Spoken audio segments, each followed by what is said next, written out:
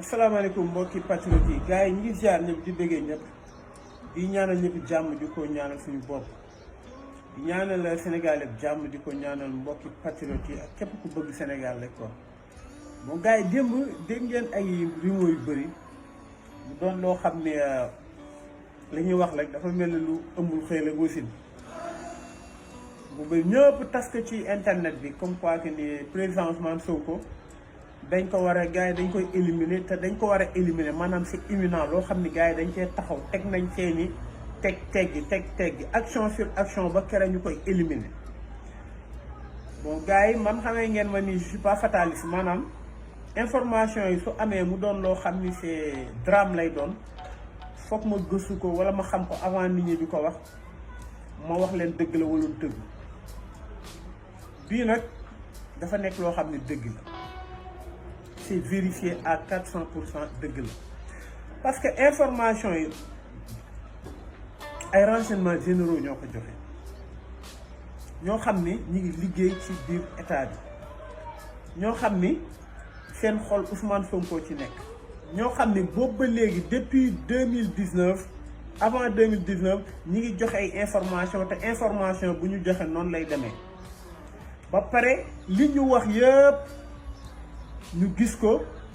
nit na la dafa war a taw suba mu taw nit na la ñaaree dinañ tase te kenn ki day mbëkk moroom loolu am noonu la demee ba ci événement bi nga xam ni moo xew Ziguinchor ci la bokk c'est dans la logique de liquider Ousmane Sonko léegi gars yi dama bëgg ñu waxtaan ngeen déglu bu baax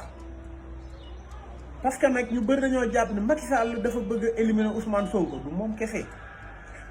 dama leen wax appareil bi nga xam ni moom moo pare pour wan leen gars yi li mu leen jaral appareil bi nga xam ni moom moo pare pour liquider Ousmane Sonko appareil bi ngeen comprendre te appareil boobu minorité lañ maanaam matuñu 500 personnes Sénégal benn bi dafa nekk ñoo xam ni c'est des politiciens yoo xam ni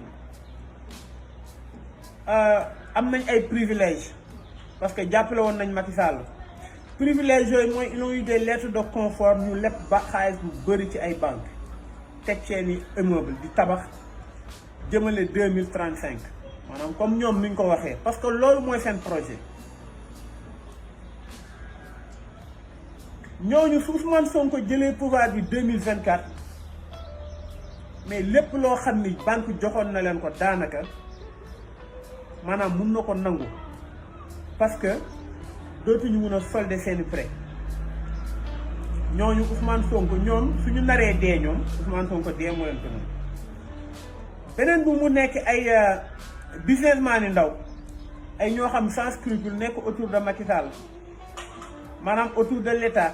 mu doon ñoo xam ni bon occupé wuñ benn kii ci état bi mais ay businessman loo xam ils sont en quête de richesse ñi nekk ay géwél ñi nekk ay sénateur ñi nekk ay woykat maanaam ñooñu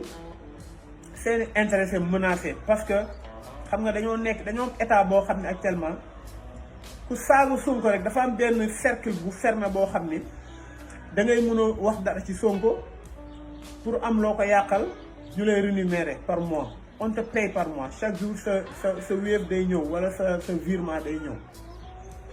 ñooñu mënuñu supporter Ousmane Sonko parce que seen bopp lekk leen ñor parce que ils peuvent rien faire d'autre ñoom mënuñu def leneen lu dul lool ñuy def maanaam liggéey boo xam ne dans maanaam liggéey bu yées si liggéey maanaam di fen di créer pour ñu lay fay. beneen bi mu nekk ay homme d'affaires yoo xam ne ñëpp a leen xam ñu mel ni dañoo riche fekk riche ñu mel ni dañoo riche fekk ils ont trop de problèmes.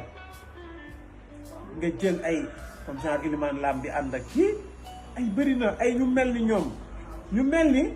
ñoom am nañ lu dul jeex mais en réalité dañoo bëri ay problème parce que ay bori kese leen li may wax c'est vrai et c'est vérifiable ñi nga xam ne ñu ngi liggéey ci banque yi nañu xool ñooñu su leen dee soo gisee problème mu cher bi ak kilifa nga gis ay Ilimane Lam def tout ba ñu porter plainte cher jël ay données personnelles ay kilifa ak yooyu pour mettre que sur la table de marchandage avec l'APR et l'État nga xam ne kon ñooñu ñu ngi ci appareil bi gis nga ñooñu bis bu Macky Sall wàccee dañu am problème parce que ils ont trop de problème bu leen leen ñee yoruñu ru suukar tool seen tur moo yegg foo xam ni seen poste yegguñu fa parce que ils ont fait des investissements irréfléchis parce que dafa yomb nga ñëw jënd ay restaurant fii jënd ay chèque lu ma wax sax tur bi du ma leen defal publicité ay restaurant fii ñëw ne businessman bu mag la c'est que problème bi ñu am yàlla lekk moo ko xam ñooñu Ousmane Sonko arrangé wu leen beneen bi mu nekk ay businessman yu mag maanaam ay homme d'affaires yu mag ñoo xam ne tey defoon nañ seen xaalis ci lii placé nañ seen xaalis ci état bi placé nañ seen xaalis ci APR ba pare ñooñu war a am quelque chose en retour war a am lu ñu defoon ci campagne ñu war leen ko delloo wala ñii nekkoon par exemple xaritu sawaay bu yàgg xaritu président bu yàgg ñooñu la ñu jël littoral nga xam ni li ko dalee corniche bi nga xam ni moo jugee Palais dem Soumbédioune wàcc Mamel yooyu yëpp dem Almadies bi ñu jël ko ñi nga xam ne ñëpp fa lañ doon féexloo ñu jël ko jox leen ko nangu ko ci population bi nga xam ne foofu domaine public la foofu patrimoine la war a doon parce que nit ñi ça leur rappelle tellement de choses la leen di fàttali maanaam seen xale ba seen mag ci géej googu lañ ko passé ñu jël ko nangu ko jox ko ay nit Ousmane Sonko ne leen soo leen ko tabax leen yéen ñëpp mais on va tout faire tomber lépp dina leen daaneel ñooñu tey Ousmane Sonko parce que ay milliards lañ def foofu ñoom te teguñu ko fenn mu doon seen bànneexu bakkan ba pare ñu jàppale leen ci parce que loolu noonu dara gënu ko ñaaw ci àdduna ñu jàppale leen ci ñooñu Ousmane Sonko da leen a menacé te pare nañ pour mu dee su fekkee Sénégal à feu à sang lay doon ñoom seen benn intérêt boobu moo leen ñor maanaam seen immeuble yi nga xam ne jënd nañ ko foofu. beneen bi mooy ay patron de presse yu mag nga xam ni ñoom population bi dafa dem ba xam leen xam ni ñii ñoruñu ñii population bi ñoru leen ñii li ñuy wax gëmuñu ko ñii joxuñ la bonne information ñii bi affaire marché yi amee gisoo ku ko teg wala suñ koy teg dañuy teg loo xam ne c'est injuste ñii wanewuñ benn yoon ay nit ñi dee ñii dañ doon teg ay miquet ñii ils sont de très mauvaise foi ils travaillent pour dañuy liggéey pour Macky Sall ñooñu xam nañu mënatuñu am revenu parce que même xam nañu ñi ngi société yu mag yi nga xam ñoo war a def ay pub ñooñu wóolootuñ leen parce que xam nañu population bi seetaanu leen ñooñu en retour lu ñu am état bi wala l'appareil étatique du Sénégal da leen di subventionné à coût de millions et des milliards chaque weer ñoom bokk nañ ci ñi nga xam ne état bi da leen di fayal seeni journaliste ak yooyu di leen jox seeni xaalis di leen jox ay privilèges bancaires ñu mun a jël ay millions et des millions ci banque bi placer ay yeneen investissement comme ay immeubles yi ngand yi ngay gis ay patron de presse des fois ñoo koy moom ak ay homme d'affaires yu mag ak businessman ñooñu Ousmane Sonko arrangé leen parce que su fi Macky jógee Ousmane Sonko su ñëwee loolu doot fi am kon imaginer leen ñooñu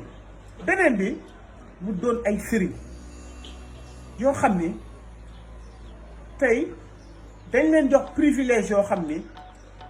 pour juste leur silence ñu bañ di wax di dugg ci affaire yi nga xam ni kii ñuy wax heure bu ñu leen wax loowee ñu noppi heure bu ñu leen noppi loowee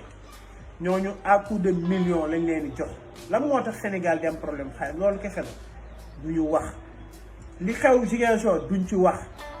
bu fekkoon Ousmane Sonko moo ko def ñoom ñëpp génn wax ay jeunes marabout ay marabout yu mag ay chefs coutumiers kon tey nga jël loolu yëpp pour ma citer loolu nga ñëw tey ba ci littoral bi fii nii sax nga jël diggante Cité Gàddaay Cambérène ak Yëmbal nga gis ni ay homme d'affaires yu mag ku naan par exemple Demba Ka jox nañ ko fi presque 9 hectares tegalaat ko fi yeneen 3 hectares loo xam ne ay filao la ñëpp ko moom ay filao la ñëpp ko bokk ñun fa dañoo judd di foo ci ay filao mu doon poumon vert mu doon foo xam ni fa nga doon jaar di sentir benn xet boo xam ni heure boo fa jaaraatee dalay fàttaliku sa souvenir bi nga nekkee xale. ñu jël ko dagg lépp filao yi la ñu dagg lépp jox ko koo xam ni benn nit boo xam ni à coup d'hectare pour mu ne day defar benn cité boo xam ni day am il va créer des emplois du n'importe quoi parce que loolu la Aline Sow waxoon fële cité Aline Sow bi nekk xawma fan ak bi nekk fii nii golf ban emploi la fa créer lu dul def ay appart ay kër di ko jaay lu cher kër yoo xam ni warul jar 30 millions on le vend à coût de 70 millions Wade noonu la ko defoon c'est la même chose nga jël ñooñu matuñu 500 personnes Sénégal ñu ne ñi ñooy milliardaires Sénégal yi beneen bi nga jël ñeneen ni muy ay promoteurs ay ñi ngay jéggoo Gaston Mengo ay Aziz Ndiaye koo ci gis mu ñuy wan ni am nañ oto yu bees koo ci gis mi ngi maanaam mi ngi ndamoo Bentley bi ma jënd bi nga xam ne tubaab bi ko defar sax daanu ko du ko dawal yaa ngi ndamoo oto bu mujj te koo ci parcourir famille am na ñoo xam ne ay coxeur lañ état bi di leen jox ay marché à coup de milliards coronavirus bi léegi li ñu gañee ci ay diw li ñu gañee ci marché ay diw li ñu yooyu à coup de milliards et des milliards soo xoolee après coronavirus lañ commencé jënd oto yi tàkkar naa se comprendre ñu ay Bentley ak ay Maybach ak loo xam ni sa dëkk bii nga ko teg amul foo ko dawalee nga jël ay businessman ay Babacar Ngom su ma toogee di lim ay ñoom Serigne Mboup nga xam ne il roule pour Macky i Babacar Ngom da nga koy gis moom ñoom Amadou Sall des fois la dose ñuy dem yor seeni moto ay seeni voiture de maire di bégee parce que ñeneen c'est l'oligarchie c'est la bourgeoisie sénégalaise ils se croient pas comme des Sénégalais ñoom xamuñu sax ni Sénégalais ñu ngi souffrir seeni business bi ñuy wax ñu ne non on peut Sénégal certes dañ leen saluer créer nañ dara mais il devait être du côté du peuple être du côté du peuple mooy nga mun a toog nga am say milliards comme États-Unis nga nekk un mécène si tu prends les décisions l'état bu ko jël parce que soo leen booloo woon parce que li ngeen di fay ci li ngeen di dugal ci dëkk bi soo leen booloo woon état du leen yeb mais ku nekk day xëcc côtéem gars yi ñooñu nag dama leen wax ñoom ñoo dajaloo ñu pare nag dañoo pare pour ay président Sonko te affaire bi dafa remonté fu sori su ma nekkee di ko kii day kii gis ngeen seen premier kii mooy gis nga février bi ñu nee Ousmane Sonko ñëwal yaa ngi fi yéen a ngi fàttaliku février boobu gars yi yéeg nañ ci kaw di tirer ay bal mais mënuñu woon accès mais dañoo toogaat xalaat ñoom ne pourtant stratégie bii nii Ousmane Sonko su bañee ñëw mun nañ def lii ñu ne balle perdue ko rey du ñu xam kan mooy coupable nit ñi dinañ manifester mais après mooy loolu dañuy xam ni moom moo waroon kii ñëpp dañ ko naan moom moo waroon kii fan Ousmane Sonko dem wuy ji seen deal boobu yàqu. ñu xalaat poison pour empoisonner ko ci prison Ousmane Sonko wax ñu xam ne suñ defee loolu dina grave ñu bàyyiwaat ko ma tëb ñëw ba ci affaire Ziguinchor bi nakate ñoom dañoo prévoiroon benn échauffourée boo xam ne Ousmane Sonko day wàcc di arranger naan lan la affaire yooyu kenn kii jam ko rey ko ba pare ñu ne échauffourée woon xamu ci mouvement de foule woon boobaa day atténuer kii gars yi loolu lañu yaakaar. léegi ñu ngi si yeneen kii parce que am na ñu naan sniper mais sniper day flagrant ñoom mënuñu def loolu parce que suñu téyee sniper ñu ne sniper tiré na Ousmane Sonko dañuy xam ne directement le conseil dañuy xam ne directement ñii ñoo ko def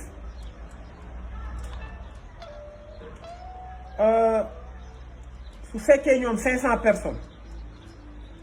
ñu nekk seen intérêt di insulter les Sénégalais chaque jour di leen wan ni am nañ ay immeubles villa yu grave di leen wan seen vie di leen filmer seen i kër te kër yooyu yëpp ñu am c'est sur le dos des Sénégalais gars yi da ngay deen yor nañ xaalis ñu am seen i tur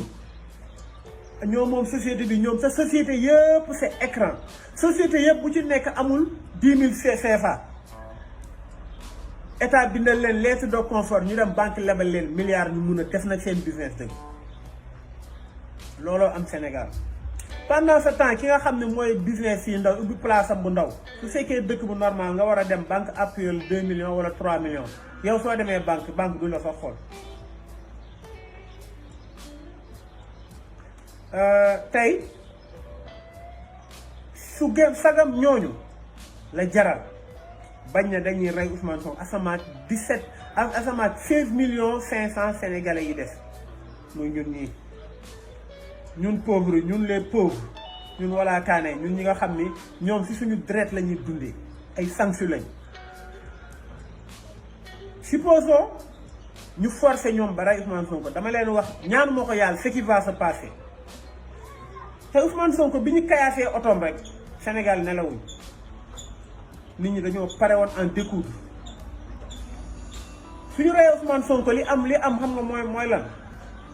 te loolu jarul ma koy wax te ñëpp xam nañ ko dina am benn règlement de compte boo xam ni ça va durer presque 2 ans du bàyyi kenn nag ñi nga xam ni ñëpp ñi nga xam ne ñoo ciy gën a perte mooy ñi nga xam ne ñoo ci gën a feeñ maanaam yenn télé yi yenn activistes yi nga xam ne ñi ngi ay Europe di wax lu leen neex seeni famille ngi fii te les gens prennent acte vous ne mesurez pas les conséquences nga am fi sa jabar nga am fi sa mbokk ak ku mënti doon y aura des exactions yoo xam ne mosoo leen ko gis Sénégal te ñaan ñu ko yàlla loolu du man maa koy créer mais c'est spontané marché li xew du dara nit ñi dañoo buux loo xam ne mer te li ko waral mooy état oligarchie sénégalais ak ñoo xam ne ay politiciens véreux yoo xam seen intérêt rek ñooñu ñoo pare booloo ne mun nañ ko faagaagal dara mais dina am exaction yoo xam exaction maanaam mooy ay fayu yoo xam ni kenn mësu ko gis ci àdduna du sax bokk ak bu ay Rwanda te ñaanuñu ko yàlla ay patrons de presse ils vont payer de leur télévision ay politiciens ils seront ciblés ay hommes d'affaires yoo xam ne ñi ngi ci te tout le monde leur connaît les gars yi xam nañ le moment venu seen tour dina génn ñi ngi ci Ousmane Sonko ndagam dafa génn boot ay loxoom Sénégal yëngu gars yi soo leen ko reyee liy indi mooy haine bi nekk ci xolu sénégalais day dem 10 ans à chaque fois ñu xool télé gis benn politicien ça veut dire que nit ñi dañuy jugaat dina am loo xam ne Sénégal dina tardé Sénégal delloo war ko de 1000 ans parce que xolu sénégalais yi jeex du bàyyi ak loolu kenn du ci rëcc du société du entreprise du homme d'affaires yi ngay gis ak ñoom di ñuy ànd ak président di snipe di snap du ñi nga xam ne ñi ngi nekk ci dëkk bi ay ñoom ay maanaam ay nu mu tuddati ay société civile yi nga xam ne ils sont de mauvaise foi ay genre kooku nu mu tuddati Abou Sow ak ñooñu noonu amul kenn ku ciy rëcc parce que nit ñi xool nañ leen ba xàmme leen toog ne tekk di xaar you will not like liy am kon gars yi daf leen jàmm kenn du ci rëcc laa la wax du patron de presse du politicien du édifice du intérêt français du dara mooy rëcc te loolu lu ñu dundagum la parce que am na yu fa amoon yoo xam ne gars yi soo xoolee ay policiers rek ñoo doon rey ay nit te teewul population bi dañ doon dem ba encercler le policier baal ko bu boobaa le pire va se produire gars yi foog ngeen mesurer Ousmane Sonko fu mu toll ci xolu sénégalais yi te bu leen yaakaar ni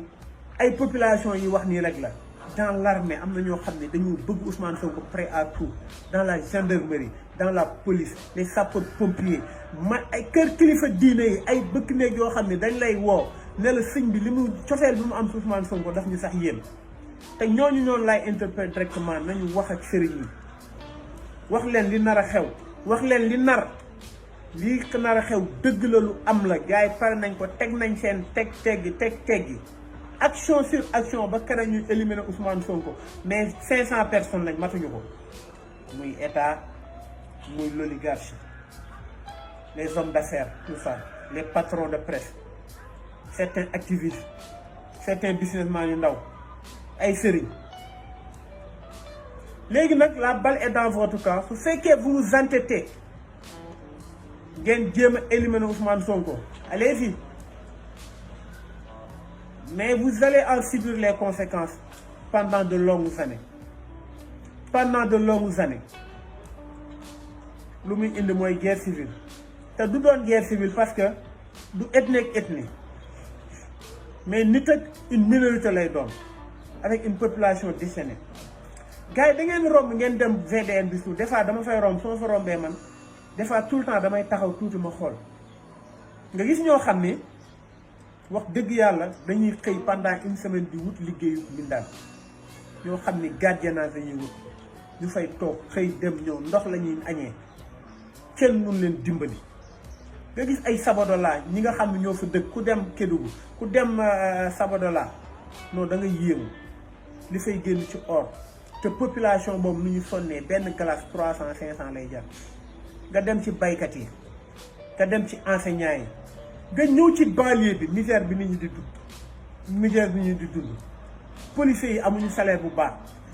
militaires yi dañoo sonn lu ma leer laa lay wax je dis que man am na ñoo xam dañ may contacter di ma wax seeni problème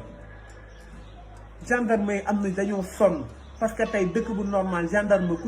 ku ci dem tuuti ku ci dem 5 ans war nga mën a am sa këru bopp ñu la koy dagg tuuti wala sax gouvernement may la ko am nañ moyen suñu liggéeyoon mais munoo ñu war a fay impôt du ñu fay gars yi càcc xaalis di ko yóbbu ci yenn niche fiscales yi yenn paradis fiscaux yi population yi di sonn dund cher boo xam ne dafa doy waar da ngay gis ci télé bi nit ñi rang bi pour ñibbisi oto yi doyul parce que liggéey amul su fekkoon def nañ li ñu war a def suñu koñ yi ñuy liggéey fa la ñuy fekk liggéey di fa liggéey moom ay usine de transformation secteur primaire bu am doole mais ñi amuñu xalaat pour développer dëkk bi mais seen xel yëpp ñu si nu ñuy def ba éliminer Ousmane Sonko mais gis nga xool leen bëtu sénégalais yi soo leen xoolee lii rek mooy bëtu sénégalais yi non da ngeen xamul leen leen et dans les yàlla xam na ni et même dans les pupilles même de haine bi suñu nekk yàlla suñu borom moo ko xam nous sommes très calmes lii nag du lu ma créé mais dama leen décrire les faits ñi nga xam ne ñoom leewu Ousmane Sonko da leen arrangé ak lan moo war a ñëw ak lan lañ nar Ousmane Sonko dina dem fu ko neex